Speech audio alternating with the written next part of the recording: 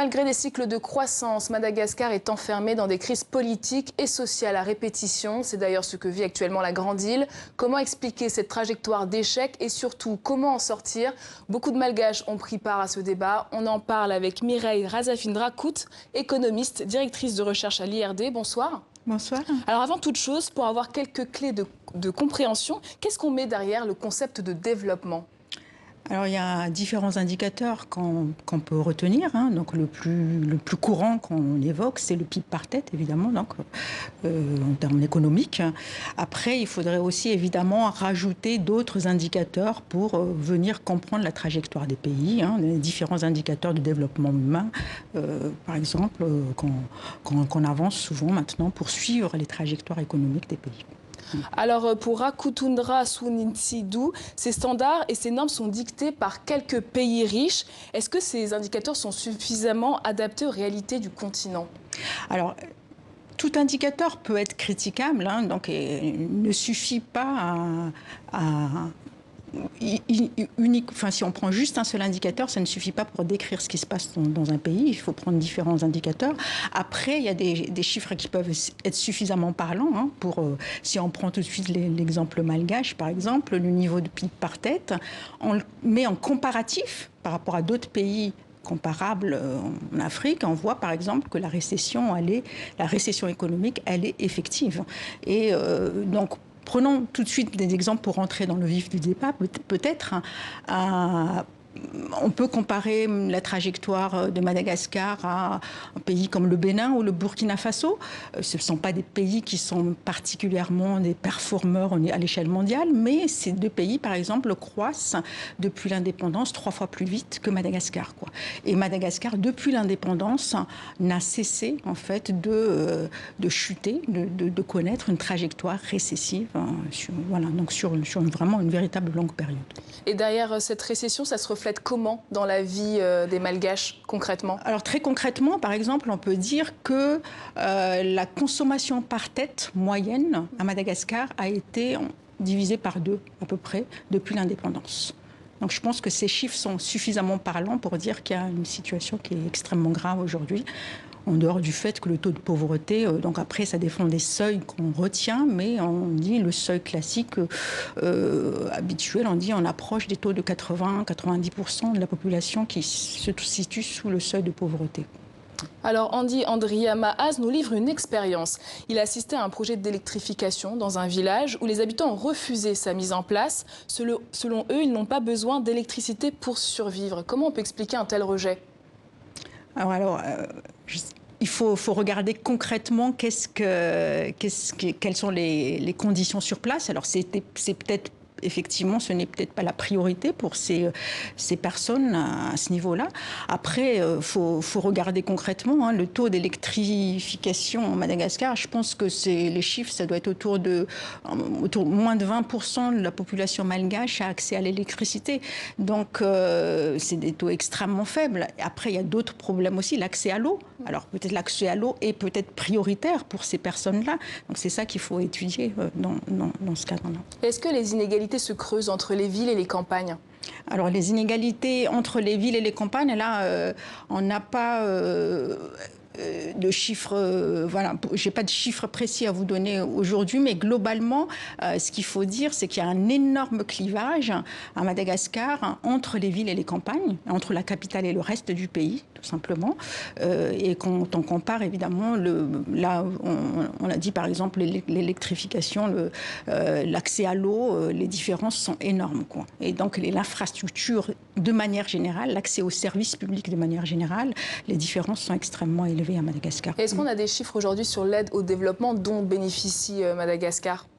Alors, l'aide au développement, donc là encore, j'ai pas amené ici des chiffres particuliers, mais les analyses qu'on a menées donc avec les collègues montrent que Madagascar est un pays globalement qui est en fait sous-aidé comparé à, si on prend différents critères, vu son niveau de développement actuel. Alors, il y a des raisons à cela. Hein. Les crises successives ont à chaque fois, en fait, interrompu l'aide. Donc, il y a eu des choix par les institutions internationales d'arrêter l'aide au moment où des crises politiques. Mais structurellement, ce qu'on a constaté, c'est que l'aide est quand même globalement relativement faible. Il y a une faible capacité, en fait, d'absorption de l'aide à Madagascar. Donc, ça amène effectivement à s'interroger dans ce cadre-là. Hein. Est-ce que cette question qui est un peu provocatrice de dire est-ce que Madagascar refuse son développement, il est clair que c'est pas, la population malgache ne refuse pas le développement. Vu les quelques chiffres qu'on a montrés là sur le niveau de pauvreté, il y a besoin d'une véritable croissance, il y a besoin d'un développement. Mais à côté de cela, on voit que cette faiblesse structurelle de l'aide, quelque part au niveau peut-être des élites, au niveau des dirigeants, il y a peut-être quelque chose qui bloque, qui fait que finalement, on ne pousse pas à ce qu'il y ait plus d'aide. Il y a peut-être un blocage, il y a peut-être une envie qu'il n'y ait pas trop de chocs extérieurs qui viennent bousculer l'ordre établi à Madagascar. Alors justement, sur cette faiblesse de l'aide, Hansika Malagasy Madagasikara rappelle que Madagascar a vécu sans aide occidentale sous Andry Rajoelina entre 2009 et 2013. Qu'est-ce que ça a donné ? Ça a aggravé la situation ? Alors, voilà, donc il y a l'aide extérieure joue un rôle. Donc en termes de, par exemple, l'aide extérieure dans le budget de l'État qui représente une masse relativement importante, notamment pour appuyer le service au niveau de l'éducation publique, au niveau du service de santé de base. Donc forcément, ça a des impacts. D'ailleurs, ces différentes crises successives ont eu des impacts sur l'éducation et sur la santé dans le pays. Après, ce qu'il faut voir aussi, c'est que l'aide peut aussi avoir un rôle un peu ambigu, hein, enfin l'appui, en tout cas l'intervention extérieure. Et ce qu'on ressent aussi dans ces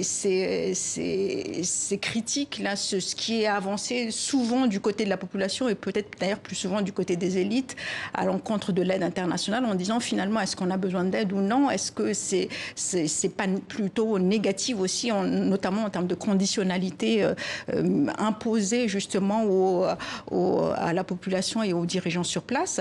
Ce qu'il faut savoir, c'est que là encore, hein, les analyses qu'on a menées montrent que avant tout, les problèmes malgaches, il ne s'agit pas de problèmes exogènes, ça ne vient pas de chocs exogènes, mais ont des causes avant tout internes. Donc c'est au niveau même des dirigeants sur place. En tout cas, beaucoup de nos internautes ont insisté sur les richesses dont regorge Madagascar, le bois, les minerais, la fève de cacao. Pourtant, nous indique Émeric Alfredo Nelly, ces richesses sont une malédiction et non une bénédiction pour la grande île. Partagez-vous ce constat ? Alors, il est clair hein, que Madagascar, effectivement, dispose de richesses aussi bien naturelles que de ressources, richesses aussi, donc en termes de ressources humaines, donc ressources naturelles et ressources humaines, et qui rend incompréhensible justement cette trajectoire, hein, ce qu'on appelle, nous, donc l'énigme dans notre ouvrage, là, donc avec François Roubaud et Jean-Michel Waxberger. On a donc écrit ce livre qui s'appelle L'énigme et le paradoxe. L'énigme, c'est que compte tenu des ressources dont dispose le pays, des différents points positifs atouts dont dispose Madagascar, c'est un véritable énigme de constater qu'on a une récession continue depuis l'indépendance et on n'arrive pas à expliquer cette récession.